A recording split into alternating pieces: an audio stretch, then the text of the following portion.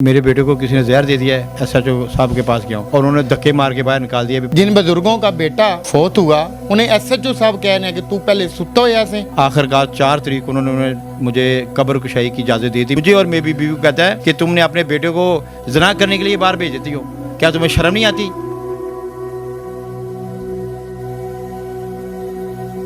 आपके बेटे को अगर जहर दिया गया तो क्यों दिया गया, किन लोगों ने जहर दिया आपके बेटे को? ये मेरे घर के पास ही एक घर है, वो बचपन का उसका दोस्त अवैस उसका नाम है। कभी मेरे पुत्र ने मेरे नाल गल ही नहीं की, सारियां गल्लां करदा सी कि गल मेरे नाल नहीं की। ਇਹਨਾਂ ਨੇ ਇੱਕੋ ਨੂੰ ਲਾਈ ਹੈ, ਉਹਨੂੰ ਨਾਲ ਹੀ ਉਲਟੀ ਆ ਗਈ। ਇਹਨਾਂ ਨੇ ਕਿਹਾ ਵੇਖ ਇਹਨੂੰ ਕੀ ਹੋ ਗਿਆ। ਮੈਂ ਫਟਾਫਟ ਪਾਉ ਨੰਗੇ, ਮੇਰੇ ਬੱਚਿਆਂ ਦੇ ਵੀ ਪਾਉ ਨੰਗੇ ਸੀ, ਦੌੜਿਆ ਦੋਵੇਂ ਛੋਟੇ ਛੋਟੇ ਮੇਰੇ ਬੱਚੇ ਸੀ। ਮੇਰੇ ਅੱਗੇ ਅੱਗੇ ਲਾ ਕੇ ਦੌੜਦਾ ਤੇ ਕਹਿੰਦਾ ਮੰਮੀ मैं ठीक हो जाऊंगा। मैं कहा पुत्र ठीक हो जाएगा।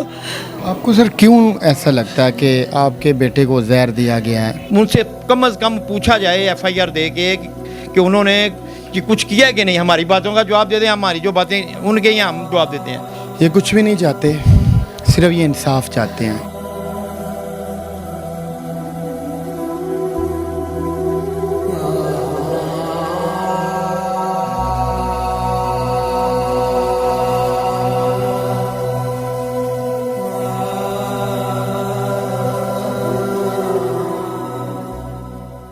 अस्सलाम वालेकुम, आप देख रहे हैं औसाफ डिजिटल, मैं हूं ज़ुबैर अवान। नाज़रीन, मेरे साथ एक बुज़ुर्ग हैं, साथ में इनकी वाइफ हैं। इन्होंने हाथ में एक बच्चे की तस्वीर पकड़ी हुई है। ये वो बच्चा है जिसको इन्होंने बड़ी मुश्किल से पाला पोसा था, जिस बच्चे ने बुढ़ापे में इनका सहारा बनना था, मगर आज वो बच्चा इनके पास नहीं है। ये बड़ी इनकी दुख भरी दास्तान है। जब आप इनकी पूरी ये बात सुनेंगे तो आप अपने आंसुओं को कंट्रोल नहीं कर पाएंगे। ये माँ है जो मुसलसल अभी तक रो रही है। इस माँ की तकलीफ़ का शायद आप अंदाज़ा ना लगा पाएँ, मगर मैं पास बैठा हूँ, मैं लगा सकता हूँ। अब इन्होंने ये एसएचओ साहब हैं थाना गुजरपुरा के, उन्हें एक एप्लीकेशन भी दी थी एफआईआर वगैरह के लिए, लेकिन अब एसएचओ साहब ने पता नहीं क्यों नहीं एफआईआर इनकी काटी। शायद उनके ऊपर दबाव बहुत ज़्यादा था या फिर कोई और वजह थी। हालांकि जब एप्लीकेशन दी जाती है फिर एफआईआर तो बनती है, मगर आज इन्होंने हमें बुलाया कि हम इनकी आवाज़ बने, हम इनको इंसाफ दिलाएं।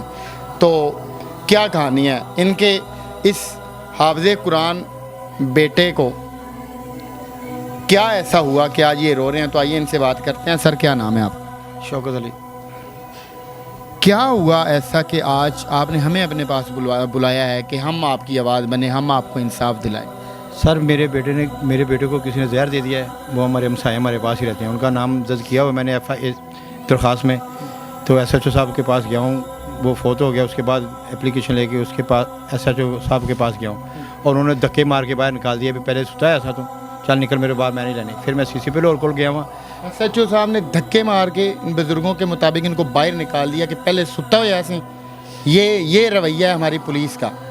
हम तो कहते हैं कि ये बदल गए हैं। आप सुने, जिन बुजुर्गों का बेटा फौत हुआ उन्हें एसएचओ साहब कह रहे हैं कि तू पहले सुता हो ऐसे।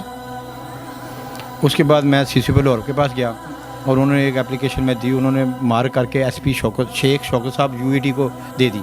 4-5 दिन मुसलसल सुनने के बाद उन्होंने मुझे कहा कि तुम रोज़ आ जाते हो, जाओ कल आर्डर लेकर आओ कब्र कुशाई के और मैं तुम्हारा रिपोर्ट बनाकर पर्चा दे दूँगा। मेरे और मेरी वाइफ का वादा किया और काफ़ी बंदे और भी थे। मैं क्या ठीक है सर, मैं कल आऊँगा। मैं चला गया।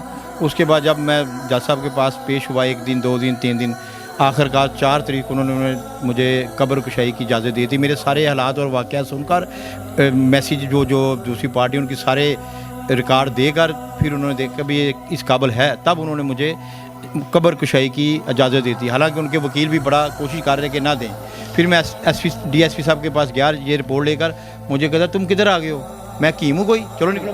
कौन कहता? डीएसपी शेख शौकत यूईटी वाला। मुझे कहता है मुझे और मेरी बीवी कहता है कि तुमने अपने बेटे को जना करने के लिए बाहर भेज देती हो, क्या तुम्हें शर्म नहीं आती? डीएसपी साहब, सलूट पेश करता हूँ आपको। आपने बहुत बड़ी बात कर दी है कि मैं तो डीएसपी हूँ, मैं कौन सा हकीम हूँ। ये मामला है क्या असल में? ये बात शुरू कहाँ से होती है? आपके मुताबिक आपके बेटे को अगर जहर दिया गया तो क्यों दिया गया, किन लोगों ने जहर दिया आपके बेटे को? ये मेरे घर के पास ही एक घर है, वो बचपन का उसका दोस्त अवैस उसका नाम है। बचपन से वो हिफज भी करते थे और उसके साथ उनका घर भी आना जाना था, मेरे घर के बिल्कुल पास है। हमें तो पता ही नहीं कि 2 साल ये मामला क्या हो रहे थे। लेकिन जब 2 साल के बाद जब अभी पता चला मेरा बेटा जहर खा के फौत हुआ है, हम दफना के वापस आए हैं और उसकी माँ आई है हमारे घर। 100 औरतें बैठी हुई हैं, मेरी बहनें भी, सब कुछ। आगे कहती है कि हाय हाय ये क्यों मर गया, 2 साल तो मैं इसको रोटियाँ खुआती रही हूँ और 2 साल 3-3 घंटे मेरे घर पे बैठा रहता है। और सना बड़ी बीमार है, जाओ जाके सना को देखो, वो तो मरने वाली हो गई है। चना कौन? सना जिसके साथ जिसके तलकात थे, आपके बेटे के? हाँ, हमें नहीं पता था। हमें तो उस दिन पता लगा जब उस औरत ने, हमसाई ने आकर हमें ये दुख किया कि हम 2 साल से मैं जो रोटियाँ खुआनी है। आज सुबह मेरे पास से रोटी खा कर गया 11 बजे, तो अभी इसने फौत हो जाना था, मुझे क्या पता था। मैं तो इसको जब बाहर होती थी, घर में कोई नहीं था, मैं मोटरसाइकिल मंगवाती थी और उससे कहती थी मैं मोटरसाइकिल जो है ना वो लेकर घर में आता था, मोटरसाइकिल लेके जाता था। और उसका जो बेटा अवैस है वो भी उसको सब कहता था मोटरसाइकिल घर से ले गया, मुझे कहीं से ले जाओ ले जाओ ले आओ ले आओ। उसकी माँ ने जब ये हमारे घर में लफ्ज़ कहे तो मेरी बहनें बोल पड़ी भी तुम ये बताओ कि तुमने उसको 2 साल रोटियाँ क्यों खुआई हैं और वो तेरे घर 3-3 घंटे क्यों रहता था। जब वो उसने कहा कि सना के पास जाओ, सना बीमार हो गई, इसकी माँ को भी सना बहुत ज़्यादा बीमार है, उसका दुख देखो, ये बात हुई है। तो फिर हमारे साथ घर में तो परेशानी लग गई। उस दिन फिर मेरी वाइफ ने वो टेलीफोन निकाला है और जो मेरे बेटे के फौत होने से पहले मेरी वाइफ को बताया, उनके सना और अवैस को पूछो। उसने कहा किससे पूछे? सना और अवैस को हॉस्पिटल में ही उल्टी साफ कर रही थी वो। जब उसे अवैस को फ़ोन किया है, उन्होंने नंबर निकाला है तो अवैस दोस्त का नंबर आ गया। उसने कहा है मेरी बीवी ने फ़ोन किया है, तो वो बोलता किधर हो तुम? मेरी बीवी ने कहा बेटा मैं उसकी माँ बोल रही हूँ, वो ये नवाशी हॉस्पिटल में बड़ा सख्त बीमार है आज। वो कहता है आंटी इसने गोलियाँ तो नहीं खा ली? ये कहने के बाद डॉक्टर ने मेरी वाइफ को बोला कि तुम उसकी उल्टी साफ करो। टेलीफोन रख दिया, उल्टी साफ करने लगी है। अच्छा माँ जी, बेटे तो अपनी माँ से कोई बात नहीं छुपाते, आपके बेटे ने कभी आपको पहले नहीं बताया कि इस तरह है मामला? कभी मेरे पुत्र ने मेरे नाल गल ही नहीं की, सारियां गल्लां करदा सी कि गल मेरे नाल नहीं की। मेरा बच्चा क्या कंडीशन थी आखिरी दिन? आप पास थी अपने बेटे के? मेरा बेटा सुबह 10 वजे उठिया, मदरसे ਦੀਆਂ ਬੱਚੀਆਂ ਸਾਡੇ ਘਰ ਆਉਂਦੀਆਂ ਪੜਨ ਨੂੰ ਬੈਠੀਆਂ ਨੇ ਤੇ ਕਹਿੰਦਾ ਅੰਮੀ मैं बाहर जाना है। मैं बच्चियों ने कहा बच्चे आप ना दीवार की तरफ मुंह कर लो, छोटी छोटी बच्चियां, भाई ने बाहर जाना है। बाहर निकल के कहना मेरा वॉलेट ते मेरा टेलीफोन दियो। मैं कहा कित्थे चलना है? कहना वैस को। मैं क्या अच्छा। मैं 10 वजे का टाइम चला गया, घंटे सवा घंटे बाद वापस आया। मैं क्या अली नाश्ता दवा? कहना नहीं मैं वैस नाल कर लिया। लेट के उत्ते कपड़ा ले लिया, 1:30-2 ਦਾ टाइम होया। उठिया एकदम मैं सिर फड़ के बह गया तो मैं क्या पता नहीं इन्हू की होया। उठ के जाके तो वजू किया, सु करके जो आइलैंड नौकरी करता सी, नौकरी तो जाने वास्ते तैयार होंदा पिया ते छोटी भैन नू कहंदा मैनू इतर दे। ਉਹ ਕਹਿੰਦੀ ਭਾਈ ਇੱਥੇ ਨਹੀਂ, ਮੈਂ ਉਧਰੋਂ ਲਿਆਉਣੀ ਤੇ ਸੀਨੇ ਤੇ ਆਪਣੇ ਤੇ ਵੀ ਹੱਥ ਮਾਰੀ ਜਾਂਦਾ ਤੇ ਉਹਨੂੰ ਵੀ ਚਪੇੜ ਮਾਰੀ। ਇਹਦੇ ਬਾਬਾ ਇੱਧਰ ਸੁੱਤੇ ਸੀ, ਉੱਠ ਕੇ ਉਧਰ ਗਏ ਨੇ ਦੂਸਰੇ ਕਮਰੇ 'ਚ। ਇਹਨਾਂ ਨੇ ਕਿਹਾ ਕਿਉਂ ਮਾਰਨਾ ਪਿਆ ਭੈਣ ਨੂੰ, ਕੀ ਹੋਇਆ? ਚੱਲ ਭੱਜ ਜਾ ਕੰਮ ਤੇ। ਇਹਨਾਂ ਨੇ ਇੱਕੋ ਨੂੰ ਲਾਈ ਹੈ, ਉਹਨੂੰ ਨਾਲ ਹੀ ਉਲਟੀ ਆ ਗਈ। ਇਹਨਾਂ ਨੇ ਕਿਹਾ ਵੇਖ ਇਹਨੂੰ ਕੀ ਹੋ ਗਿਆ। ਮੈਂ ਫਟਾਫਟ ਪਾਉ ਨੰਗੇ, ਮੇਰੇ ਬੱਚਿਆਂ ਦੇ ਵੀ ਪਾਉ ਨੰਗੇ ਸੀ, ਦੌੜਿਆ, ਦੋਵੇਂ ਛੋਟੇ ਛੋਟੇ ਮੇਰੇ ਬੱਚੇ ਸੀ। ਮੇਰੇ ਅੱਗੇ ਅੱਗੇ ਲਾ ਕੇ ਦੌੜਦਾ ਤੇ ਕਹਿੰਦਾ ਮੰਮੀ ਮੈਂ ਠੀਕ ਹੋ ਜਾਵਾਂਗਾ। ਮੈਂ ਕਿਹਾ ਪੁੱਤਰ ਠੀਕ ਹੋ ਜਾਏਗਾ।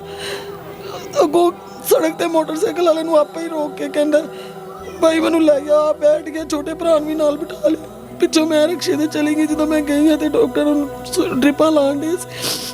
ਉਹਨਾਂ ਨੇ ਛੋਟੇ ਬੱਚੇ ਦੇ ਕੋਲ ਉਹਨਾਂ ਨੇ ਕਿਹਾ ਡਾਕਟਰਾਂ ਨੇ ਕਿ ਤੂੰ ਸਵੇਰ 10 ਵਜੇ ਤੱਕ ਖਾਧਾ। ਮੈਂ ਕਿਹਾ ਡਾਕਟਰ ਮੈਨੂੰ ਕੀ ਹੋਇਆ? ਉਹਨਾਂ ਨੇ ਕਿਹਾ ਬੀਬੀ ਨੇ ਕੀ ਖਾਧਾ? ਮੈਂ ਕਿਹਾ ਇਹਨੇ ਤੇ ਨਾਸ਼ਤਾ ਹੀ ਕੀਤਾ। ਕਹਿੰਦਾ ਨੇ 10 ਵਜੇ ਦੀ ਕੋਈ ਚੀਜ਼ ਖਾਧੀ, ਇਹਨੂੰ ਹਜ਼ਮ ਹੋ ਗਈ, ਇਹਦੇ ਮੇਦੇ 'ਚ ਕੁਛ ਨਹੀਂ ਹੈਗਾ।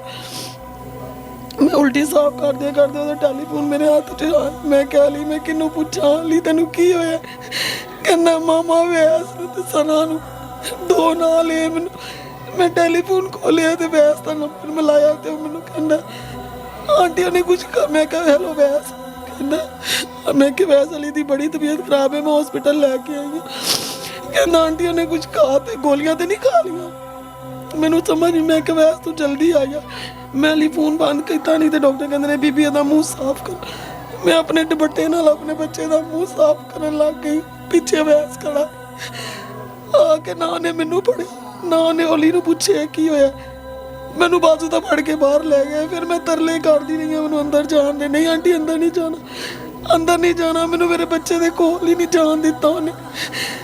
मैं अस्पताल लैके चले ने, एंबुलेंस च पान लगे। मैं फिर अगे आउण लगी हाँ, फिर नहीं मैनू अगे आउण दिता। बाद चो मैं उन्होंने गड्डी च पा लिया। मेरे बच्चे के पैर बाहर सी, मैं अपने बच्चे के पैर च मेरे सीने नाल लाए ने। मैं कह ली मेरे अगे मोटरसाइकिल लाया, आंटी बैठो सी जल्दी जावांगे। ਤੇ ਮੈਂ ਮੋਟਰਸਾਈਕਲ ਤੇ ਬੈਠ ਗਈ ਹਾਂ। ਮੈਂ ਕਹੀ ਜਾਣੀ ਆ ਵੈਸ ਮੈਨੂੰ ਐਂਬੂਲੈਂਸ ਨਜ਼ਰ ਨਹੀਂ ਆਉਂਦੀ ਪਈ।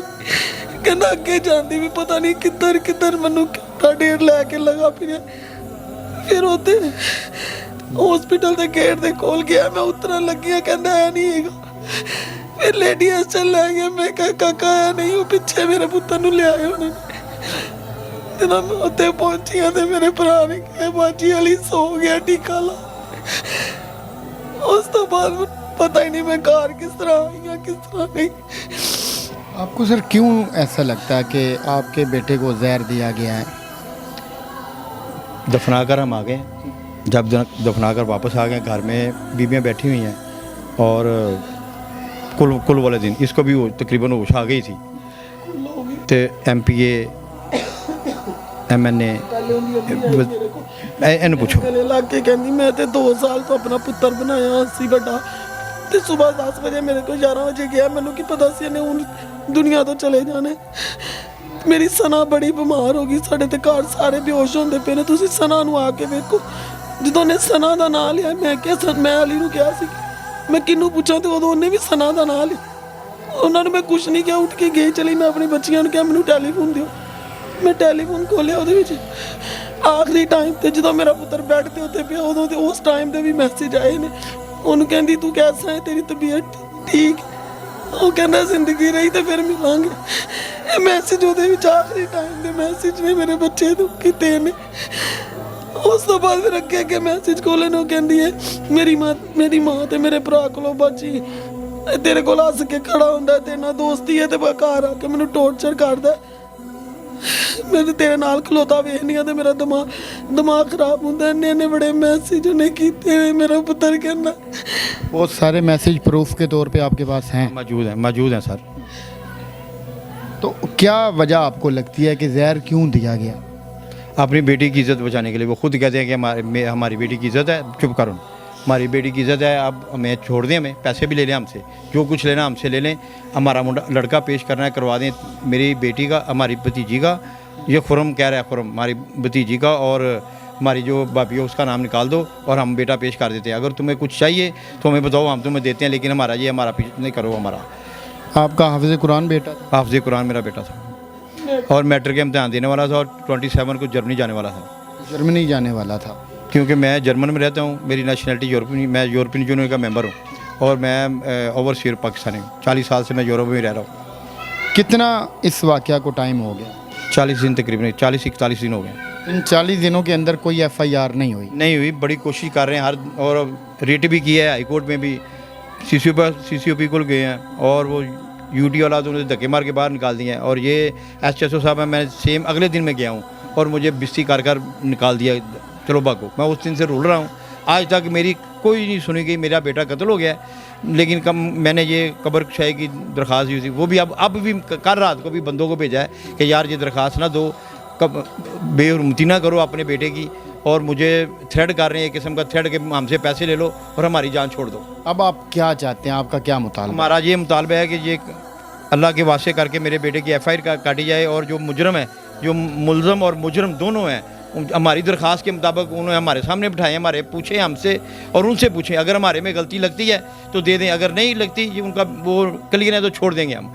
उनसे कम अज़ कम पूछा जाए FIR दे के कि उन्होंने कि कुछ किया कि नहीं, हमारी बातों का जवाब दे दें, हमारी जो बातें उनके यहाँ हम जवाब देते हैं। 1 साल के पूरे मैसेज हैं, क्यों मेरे बेटे को 2 साल वो रोटियाँ खुआती रही है, और क्यों उसकी बेटी कहती है मेरा ये वाइफ है, और मेरी अपनी उसकी माँ कहती है कि जब मेरा अच्छा खाना पकता है तो मैं तुम्हारे ससुर के घर देना चाहती हूँ, और फिर सोचती हूँ शायद तुम्हारा उसके साथ निभाव हो कि ना हो।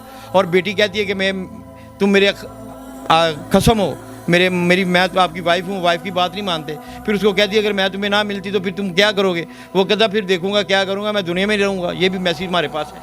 ये कुछ भी नहीं चाहते, सिर्फ ये इंसाफ चाहते हैं। इनका कोई बड़ा मुतालबा नहीं है, सिर्फ इंसाफ लेना इनका मुतालबा है। ये माँ है जो अभी भी अपने बेटे की तस्वीरें पकड़ के रो रही है। ये माँ कैसे सोती होगी? इस माँ को इस सेन में कहाँ सुकून मिलता होगा जहाँ पे वो अपने बेटे को हंसते खेलते भागते उड़ते बैठते देखती थी। अब वो सामने नहीं है। ये बाप, इसकी तकलीफ़ कैसे ख़त्म होगी जो अपने बेटे को खिलाया करता था मगर उसे कब्र में उतार के आया। हाथ तो ये कि कुछ पुलिस वालों ने इनकी इंसल्ट भी आगे से की। बहुत ज़्यादा इंसल्ट की, थोड़ी नहीं। जो हमारे पुलिस के आला अफसरान हैं, पढ़े लिखे हैं, बहुत अच्छे हैं, लेकिन ये जो बीच में चंद लोग हैं इस कैटेगरी के, इनको अभी भी ठीक करने की ज़रूरत है, जिनका आवाम के साथ ये रवैया है। ये बुज़ुर्ग हैं, बारिश बुज़ुर्ग हैं, इनके दिल पे क्या गुजरी होगी कि एक तो इनके बेटे का डेथ हुई, बाद में इन्हें मेरे बेटे का कत्ल हुआ। बेइज्जती करवानी पड़ी थाने में जाके। तो ये सिर्फ इंसाफ चाहते हैं, अल्लाह करे इनको इंसाफ मिले। तो मिलते हैं किसी और वीडियो में। अल्लाह हाफिज़।